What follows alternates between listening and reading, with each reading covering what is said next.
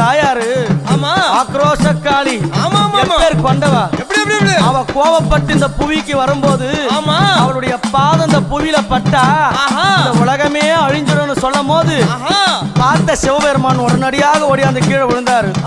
அவளுடைய திருமேனியான பாதம் சிவனுடைய மேல படணும். அவன் கோபம் தெளினு கீழே இருக்கிற கணவனும் தெரிஞ்சு கூட எங்க அம்மா அவ கட்டி நல்ல அம்மா கணவனைய அவ கட்டிய கட்டிய கணவனைய அவ காலால மேதித்தவளா அவ கட்டிய அம்மா கணவனைய அவ காலால அம்மா மேதித்தவளா அவ புலித்தோளாட காரியா அவ சில வளர்ந்த